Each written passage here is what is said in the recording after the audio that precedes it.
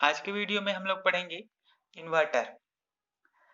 Inverter एक ऐसा device होता है जो डीसी पावर को एसी पावर में कन्वर्ट करता है। इसके पहले आपने देखा था रेक्टिफायर। कंफ्यूज नहीं होना है क्योंकि ये लगभग जस्ट अपोजिट वर्क होता है इन दोनों का। जो रेक्टिफायर होता है वो एसी को डीसी में कन्वर्ट करता है और जो इन्वर्टर है वो डीसी को एसी में कन्वर्ट करता है। ठीक है, तब इसका एप्लीकेशन देख लेते हैं। एडजस्टेबल स्पीड एसी ड्राइव में इसका उपयोग करते हैं स्पीड कंट्रोल करने के लिए, है ना, जहाँ पे अपने को स्पीड को कम ज्यादा करना होता है। ठीक है, वहां पे। दूसरा है इंडक्शन हीटिंग में इसका उपयोग किया जाता है। थर्ड है stand by aircraft power supply. जो एयरक्राफ्ट होता है वहां पे पावर सप्लाई के लिए इसको हम लोग यूज करते हैं। फोर्थ है यूपीएस अनइंटरप्टेड पावर सप्लाई, है ना। जो यूपीएस है उसमें अपन क्या करते हैं, पावर को सबसे पहले जो एसी पावर होता है उसको हम लोग रेक्टिफायर की सहायता से जो बैटरी होता है वहां पे स्टोर करते हैं, मतलब वो डीसी के फॉर्म में स्टोर होता है। फिर उस डीसी को हम लोग इन्वर्टर की सहायता से एसी में कन्वर्ट करके वापस जो है, जो सप्लाई जो अपना रहता है जिसमें अपना अप्लायंस कनेक्टेड होता है उसको हम लोग प्रोवाइड करते हैं, है ना। तो इस तरीके से वहां पे इन्वर्टर का उपयोग किया जाता है। फिफ्थ है एचवीडीसी ट्रांसमिशन लाइन। अब एचवीडीसी ट्रांसमिशन लाइन में इसका उपयोग कैसे होता है कि सबसे पहले जो हमारा जनरेशन होता है वो एसी में होता है ना। अब इसको हम लोग रेक्टिफायर की सहायता से डीसी में कन्वर्ट करते हैं। ठीक है, अब वो डीसी जो होगा उसको हम लोग क्या करेंगे, ट्रांसमिट करेंगे। ठीक है, तो चूंकि वो बहुत ज्यादा हाई वोल्टेज होता है उसको हम लोग डायरेक्टली तो यूज नहीं कर सकते हैं, है ना। तो इन्वर्टर की सहायता से उस डीसी को सबसे पहले एसी में कन्वर्ट करते हैं। ठीक है, तो फिर वो जो एसी है उसको स्टेप डाउन करके अलग अलग जो सबस्टेशन है उसमें ट्रांसमिट करते हैं। जैसे आपका 400 केवी का जैसे आपका ट्रांसमिशन लाइन आया हुआ है ना, तो उसको स्टेप डाउन करेंगे टू 20 केवी में। फिर वो फिर से स्टेप डाउन होता है 132 में, फिर 33 में। इस तरीके से वो स्टेप डाउन होते होते ट्रांसमिट होता है ना। तो इसलिए वहां पे इसका यूज किया जाता है इन्वर्टर का एचवीडीसी ट्रांसमिशन लाइन में। और सिक्स है फेज कंट्रोल्ड कन्वर्टर। ठीक है, तो इस तरीके से ये इन्वर्टर का एप्लीकेशन है। अब इसका क्लासिफिकेशन पढ़ेंगे हम लोग, क्लासिफिकेशन ऑफ इन्वर्टर। तो मुख्य रूप से इसके कंस्ट्रक्शन के हिसाब से ये तीन है, ब्रिज इन्वर्टर, सीरीज इन्वर्टर और पैरेलल इन्वर्टर, है ना। तो ये जो आपका single phase voltage source inverter है इसका ऑपरेटिंग ये भी आपका दो टाइप का है, single phase bridge inverter. Single phase जो ब्रिज इन्वर्टर है इसका फिर से क्लासिफिकेशन किया गया है, तो ये है half single phase half bridge inverter, है ना। ऐसे इसका जो दूसरा टाइप होता है single phase full bridge inverter. ठीक है, तो अभी हम लोग देख रहे हैं सिंगल फेज वोल्टेज सोर्स जो इन्वर्टर है उसमें सिंगल फेज ब्रिज इन्वर्टर, इसका फर्स्ट पार्ट है single phase half bridge inverter. ठीक है, तो इसमें ये इसका सर्किट डायग्राम दिख रहा है आपको, है ना। ये इसका सर्किट डायग्राम है। इसको single phase half bridge inverter इसलिए बोला जाता है क्योंकि ये एक एक जो थारिस्टर है वो जो है वो हाफ हाफ वोल्टेज पे वर्क करेगा। ये आपका जैसे आपका टोटल वोल्टेज V है, तो इसमें जो बैटरी सोर्स है ये यहाँ पे Vs/2 और यहाँ पे Vs/2, इसको आधा आधा करके इसको जोड़ा गया है। मतलब अगर ये मान लेते हैं 100 वोल्ट का है तो वो 50 वोल्ट नीचे रहेगा, 50 वोल्ट ऊपर रहेगा। जस्ट फॉर एग्जांपल में बोल रहा हूँ, है ना। तो इसका कंस्ट्रक्शन को जैसे अगर हम लोग ध्यान से देखेंगे तो ये जो टोटल जो सप्लाई है उसका हाफ वोल्टेज का बैटरी यहाँ पे रहेगा और हाफ वोल्टेज का इधर रहेगा, है ना।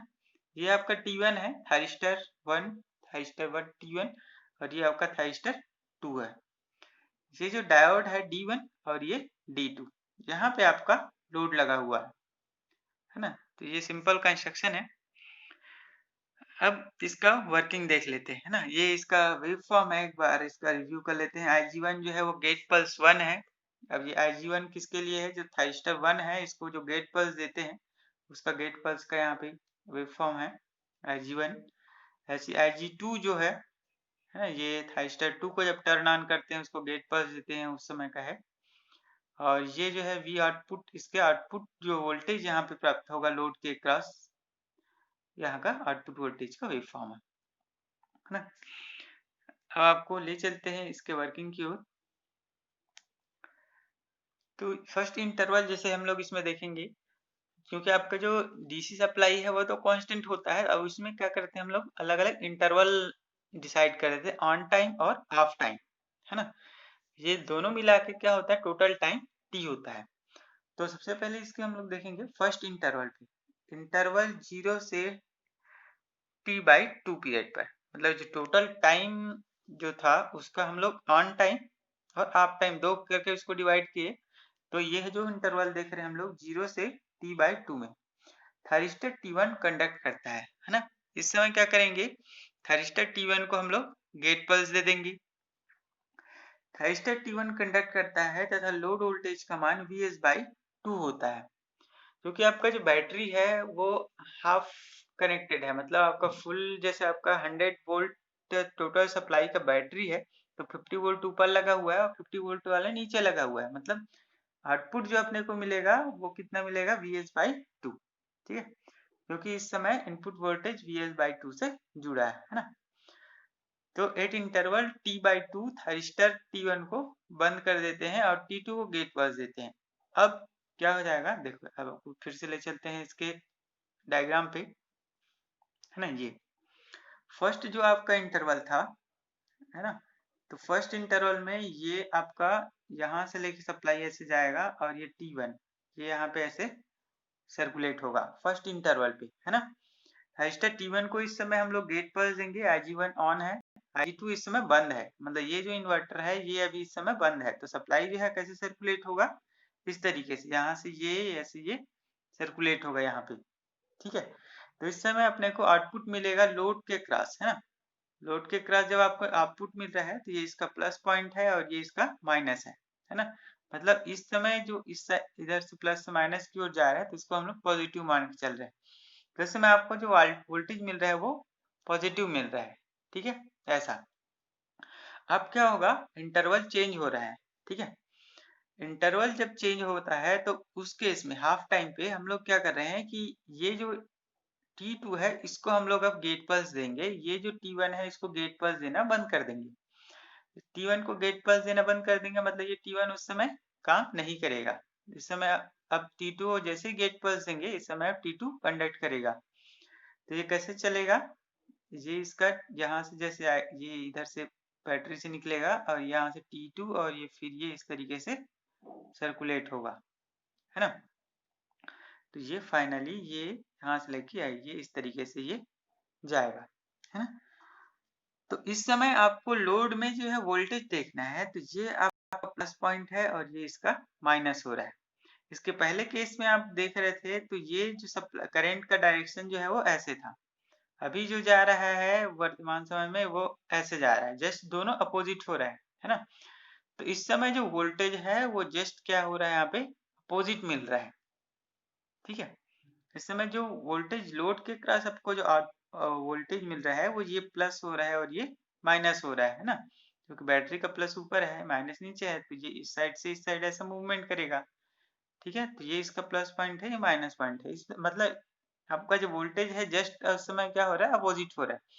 तो ऐसे ही आपका वेव फॉर्म में जब देखेंगे, जब आपका फर्स्ट थाइस्टर वर्क कर रहा था तो ये इसका यहाँ तक वेव फॉर्म था, सेकंड थाइस्टर वर्क करेगा तो ये जस्ट इसके अपोजिट में आएगा, मतलब वोल्टेज जो है वो उसका जो इन्वेलप है वो नेगेटिव में हो जाएगा, ठीक है।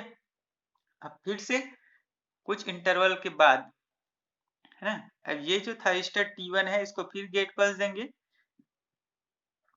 इस समय T2 को बंद कर देंगे, मतलब इसको गेट पल्स बंद कर देंगे तो ऑटोमेटिकली वो क्या हो जाएगा, ऑफ हो जाएगा। ये देखिए गेट पल्स Ig1 दिए, तो जैसे ही इसको Ig1 गेट पल्स देंगे फिर से ये जो है इसके पॉजिटिव सप्लाई में पॉजिटिव इन्वेलप इसको प्राप्त होगा, लोड के क्रॉस अपने को Vs/2 वोल्टेज मिलेगा, ठीक है। कुछ इंटरवल के पश्चात